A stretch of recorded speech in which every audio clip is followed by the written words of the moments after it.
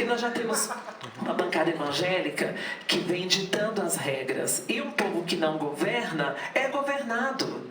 Nós vivemos um momento de desunião da classe LGBT que é assustadora.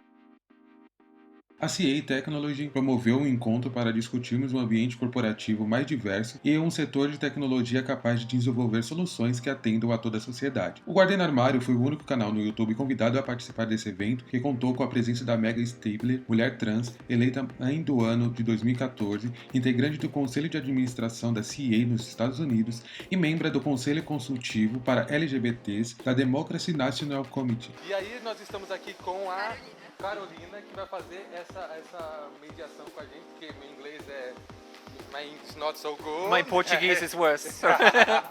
Então, vamos bater um papinho. Então, vamos lá.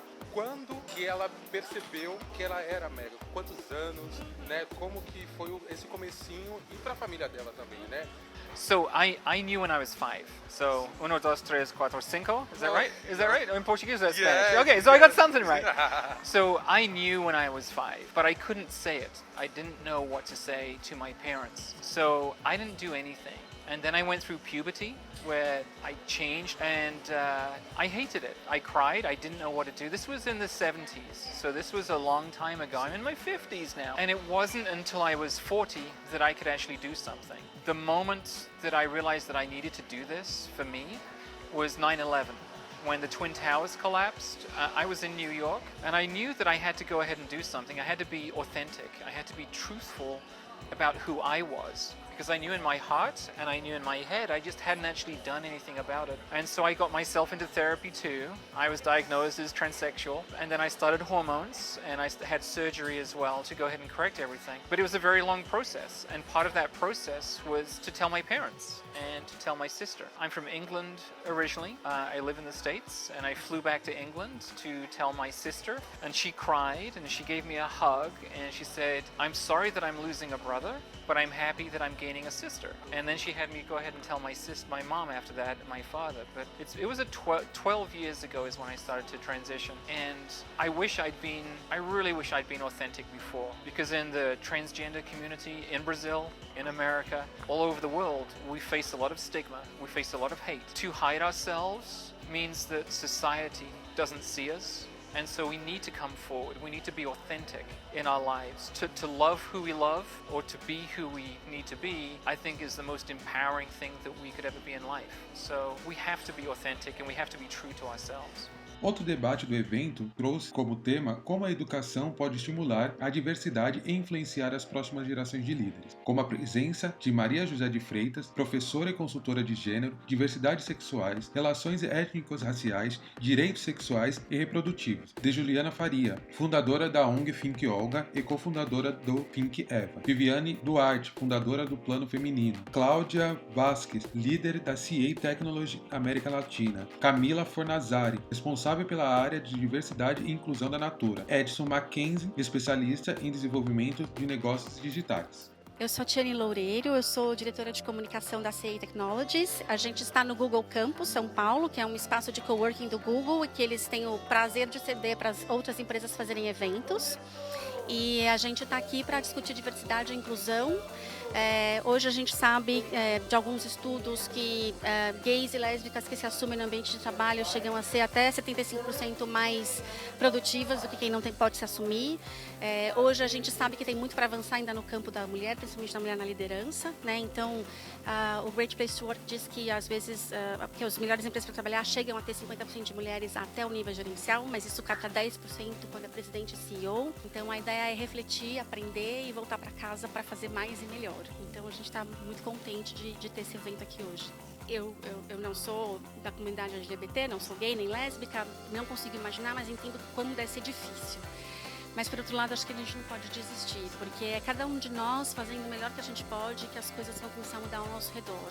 Porque se todos nós desistirmos, não muda nada. E a gente não pode dar espaço para o retrocesso, a gente tem que avançar, totalmente. Yeah, we should have every respect. You, if you're watching, should have every respect to be who you are, to love who you want to love, and to express yourself in a way.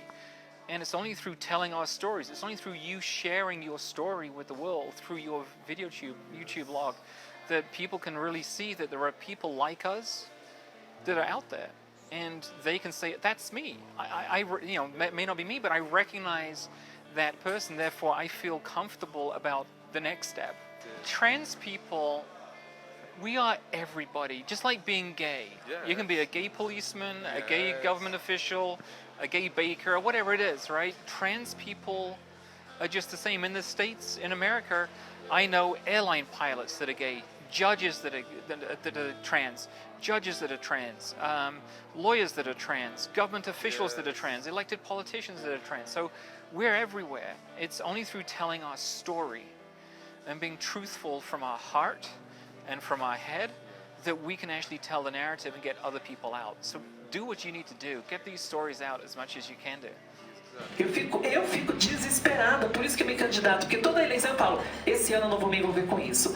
Mas quando eu vejo essa síndrome de pelas adormecidas que nós temos, eu fico preocupada, porque eu tenho um filho que também é gay. Essa inerte que nós vivemos, essa síndrome de pelas adormecidas, essa desunião da classe gay, que está sendo massacrada, mas não acorda, é um problema do Brasil ou no seu país? Isso também é latente. Sadly, it's not just Brazil, it's other countries too. You know, I saw my friends from America shocked when you said there's a transgender woman murdered every day in Brazil. That's for fact. 5 transgender women have been murdered in the state of Texas just this year.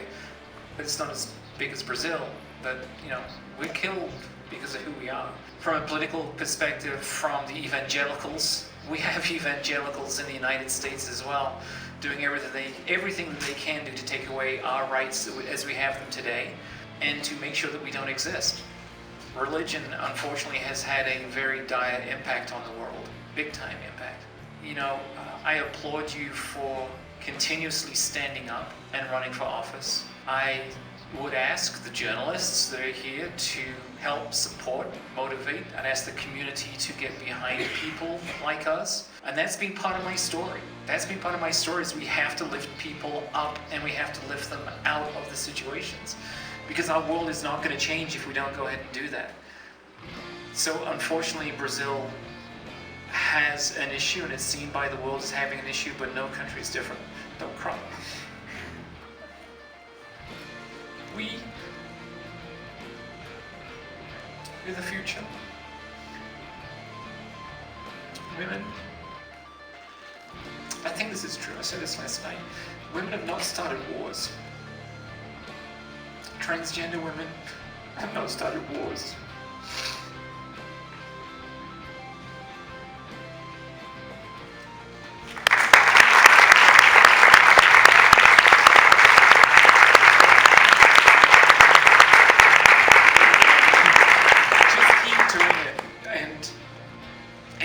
Diversity wherever it is, lift people up, diversity empowered by software. Let's change that to just to be culture changed by diversity. That should be the answer.